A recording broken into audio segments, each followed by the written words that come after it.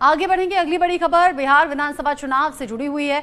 बिहार विधानसभा चुनाव से पहले ओवैसी की पार्टी को बड़ा झटका लगा है। सूत्र ये बता रहे हैं कि कांग्रेस और आरजेडी के नेतृत्व और महागठबंधन ने यह फैसला किया है कि ओवैसी की पार्टी के साथ में गठबंधन नहीं होगा।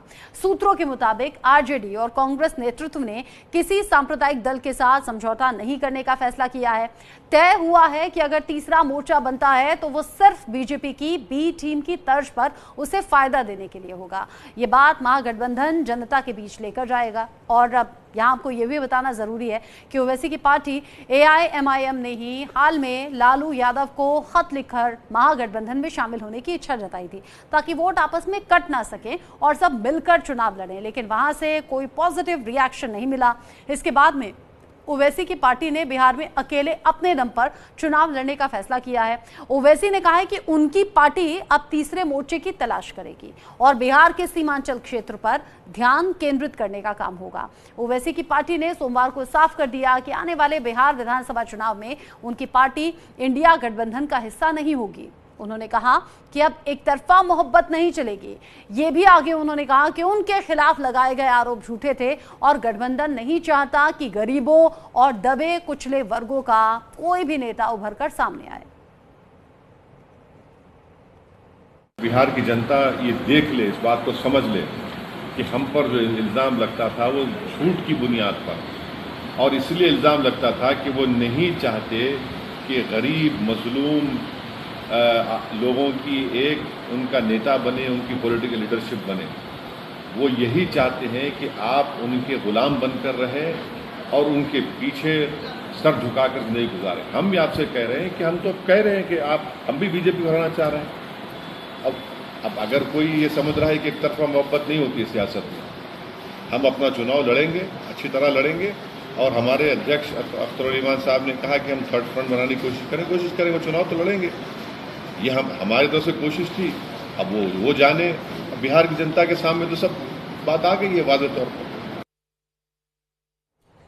ओवैसी ने कहा कि दरअसल महागठबंधन चाहता ही नहीं कि दबे और निचले वर्ग के जो लोग हैं उन्हें सामने लाया जा सके। इस तरीके से कुल मिलाकर देखा जाए तो बिहार में अभी के लिए तो ये ओवैसी के लिए बड़ा झटका ही है। महागठबंधन में उनकी नो एंट्री ये साफ हो गई है। बिहार चुनाव में पहले ओवैसी को ये बड़ा झटका लगा है क्योंकि उन्होंने ये लालू को पत्र लिखा था कि वो महागठबंधन का हिस्सा बनना चाहते हैं। एआईएमआईएम को महागठबंधन में शामिल नहीं किया जाएगा।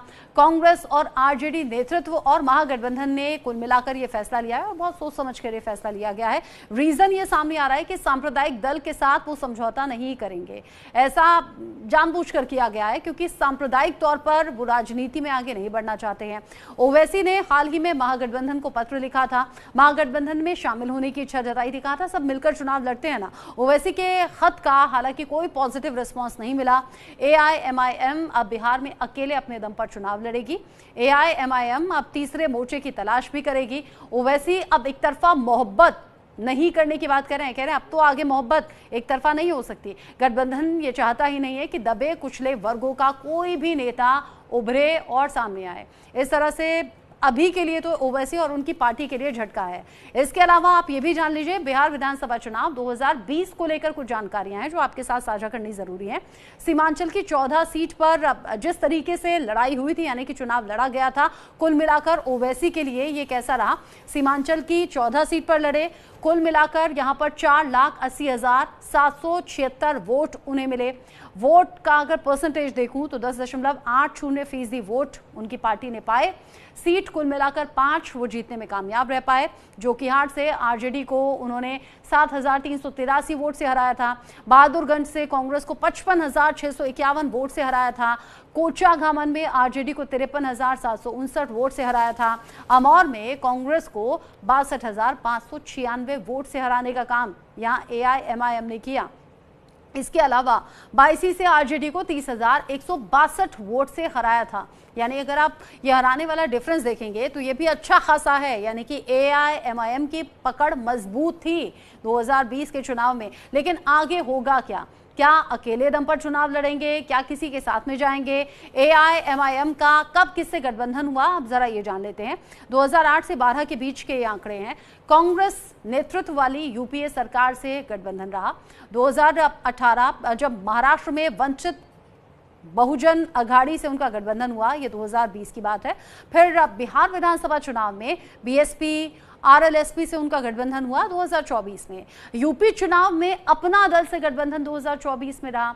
तमिलनाडु में एआईएडीएमके से गठबंधन 2024 में रहा। अलग अलग अनुभव हैं ओवैसी की पार्टी और ओवैसी को खुद को। यूपी में सामाजिक न्याय और आधारित गठबंधन उनका 2025 में। इसके अलावा बिहार में महागठबंधन में शामिल होने का प्रस्ताव उनके जरिए रखा गया था, हालांकि ये प्रस्ताव काम नहीं आया, उन्हें महागठबंधन का हिस्सा बनाने से मना कर दिया गया है। अब ऐसा हुआ क्यों और कैसे ओवैसी और ओवैसी की पार्टी पर सवाल उठते रहे हैं? दरअसल बीजेपी की बी टीम ओवैसी को बताया जाता है और सीधे तौर पर यह कहा जाता है कि भाई हम तो उनके साथ में नहीं लड़ेंगे। अभी का फैसला तो इसी आधार पर लिया गया है। इंडिया गठबंधन को कोई खतरा नहीं है, यानी कि ये कह दिया गया कि एआईएमआईएम अगर नहीं भी आती है तो भी हमें कोई खतरा नहीं है। अखिलेश प्रसाद सिंह जो कि कांग्रेस के नेता हैं, ये तमाम बातें उनकी तरफ से कह दी गई और कह दिया कि हम इनके साथ नहीं जाएंगे। ये आपने अक्सर चुनावों में देखा होगा, असदुद्दीन ओवैसी और उनकी पार्टी को बीजेपी की बी टीम कहा जाता है।